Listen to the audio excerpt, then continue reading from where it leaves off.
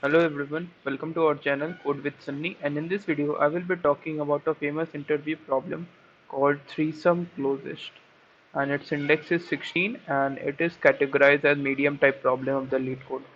Okay, so without wasting our time, let's move further. Given an array nums of n integers and an integer target also, that is, we will be given a sequence of integers. It may be negative, it may be positive, or it can contain zero also.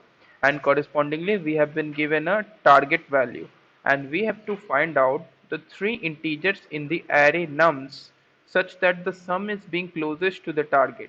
Okay, so if we choose any three integers in our given array, and if we sum up all the values of these three integers, that sum should be closest to the target. Like if the target is 11, you can say that your sum, that is, let's call it as capital S, then S must be as close as to the target, that is absolute value of sum minus target, that is absolute value of capital S minus target, must be minimum across all the possible chosen three integers. Okay, if you're not going to understand it right now, no need to worry about. I'm going to explain that in detail also. Now we have to return the sum of three integers. Like if that chosen three integers is being closest to the target, we need to return the sum of these three integers, right? And we may assume that each input would have exactly one solution. Okay, now here is the example that I'm going to talk about. I'm not talking about this example because I consider this example as very silly. So let's take another example also. Before moving further, let's look over the constraints, how it is going to help us to find out the best solution and the time complexity regarding that. Okay, so you can see that num's length is 10 power 3, right? So you can think for O of n square solution, because the number of iterations would be like around 10 power 6, and that would pass all the test cases. Okay. Now you can also think for O of n square log of n solution. I think that should pass because I have also written that solution. Like this solution is of O of n square log of n, and this solution is like O of n square. You can see the time runtime gap between these ones. Like first one is of 772 ms, which is O of n square log of n, and the latest one, it was 16 ms, which is O of n square. Okay, so the preferably would be like we are talking about O of n square, but I will also reference it about the O of n square log of n solution, right? So you can see. Okay, so without wasting our time, let's move further to the explanation part. Okay, so suppose this is the given array and this is the target value.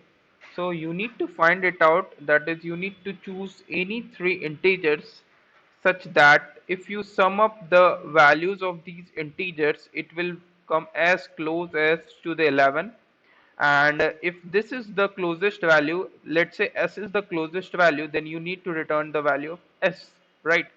Okay, so what I am going to do is, like, let's say what is the sum. Let's say I'm going to take this value 5, 6 and 4. So if you find out the sum, it is coming about 15. And what is the, like, how much it is close to the value of 11? You can see the difference. 15 minus 11 is going to yield the value that it is like 4 amount, like it is just 4 units greater than the target value. Okay, so let's choose some another integer. Okay, so let's say I'm going to choose 6. Okay, then I will say I will choose 4, and that's it. This is coming about 10. That is 6 plus 4 is coming about 10. So you can see that this value is like 1 unit less than this value. So you can see that it is like closest, not calling it as closest because it may contain some more value exactly coinciding with the 11. So let's say the difference is coming about 1. Previously I am getting the difference as like 5. Now it is coming as 1. So this is the like current closest value. Okay. So we need to return the sum. So the sum is coming about 10. Okay, so can we get some more closest value? I guess yes, we can get that. I guess what should be that value? Okay, so I don't know. So what I'm going to do is like move over to the test case. Yes, I've already written that. You can see if I will put up this value and just run the code, you can see that what I'm getting is yeah, the sum is coming about 11. So it means that yes, there exists some three integers whose sum is going to coincide with this 11 value. That is, my capital S will come about 11. And if you find out the absolute value difference between target and S, you are going to achieve the value of 0. And this is the closest value. That is, this is the minimum value, so this is the closest value. So I need to return the S, that is the capital S corresponding to this minimum value, and this is 11. So my answer would be 11. So you can see that yes, it is coming about 11. Okay, so how you are going to do that? That is how you are going to write an efficient code so that you are going to get all correct test cases for this problem. Okay, so the only first, like the very first logic that I have used is of O of n square log of n. Okay, so you can see that what I have done in this approach, I need to talk about this one because it gives us the idea to build up the solution of O of n square. Okay, so it is like you need to choose three integers. Okay, so let's call it as a0, a1, a2. Let's say I need to write all the elements of this array. Let's say there are 6 elements of this array, and for now you are going to choose these 3 elements. Okay, so if you have chosen a0, a1 and a2, what I am going to do is I am going to erase the numbers a0, a1, a2 from this nums array. Okay, so if I have erased these numbers, the remaining numbers is like a0, a3, a4 and a5. I think I have mistakenly done something wrong. Like I should not have to choose all the 3 elements. Okay, so I'm going to choose only 2 elements. Okay, so let me correct myself. Like I am going to choose only two, let's say this and this. Choosing any 2 elements, we are going to do this in O of n square time. That is, iterate I from I equal to 0 up to the last element and j from I plus 1 to the last element, right? Note that I and j should be distinct. Okay, so picking up 2 elements will cost as O of n square time. Now, if I will pick up this A0 and A3, you can see that my target would be reduced by the actual value of target T minus the A0 plus A3. Okay, my target is reduced by this, like this is my new target. Let us write it as T new. So this T new is the new target. Now my like my aim is to like we have the remaining elements as A1, A2, A4 and A5. These are the remaining elements, and let us say that these elements are in a sorted form. If it is not sorted, just sort it. And if this is the element in the sorted form, this T new should be as close as like you need to find out any element in this new array such that t new is as close as to that value. Let's say t new is like 5, and let's say this array is like let's suppose 2, 4, 6, not call it as 6, 7 and 9. Okay, so if t new is 5, I need to find that element which is closest to this 5. You can see the closest to element 5, that is t new, is like the value 4. So this is being the closest value. Okay, so what I'm going to do is, if this element is in the sorted form, find the upper bound of this t new and just check it out the current element and the just previous element. That is, I will check for a4 and a2. Okay, suppose we have the elements like 2, 5, 7, 9 and t new is 5. I will check for this element and this element. In this case 5 coincides with this 5, so I will get the minimum as 0. So this will give us the correct answer. But how to sort these elements every time? So we are going to use a multiset. That is going to be very much useful. Okay, so let us look over the code, how I have implemented in the best possible way, because this is going to be like important. So I have taken this pair int as answer, and the first element is going to denote the closest distance, that is current minimum closest distance, and second element of the pair is going to denote the sum corresponding to that closest value. Now multiset is going to store all the elements. Note that I am going to use the multiset because the nums vector may contain the similar elements. So I need to account for that also. I need not to consider only the unique elements, right? So iterate over this O of n square time. You can see I0 to last element and j from I plus 1 to the last element. Note that I and j must be distinct every time. Now what I've done is like erase the entry of nums of I and nums of j from this multiset. And now what is the required value that you need to fetch? Required value is target minus this value.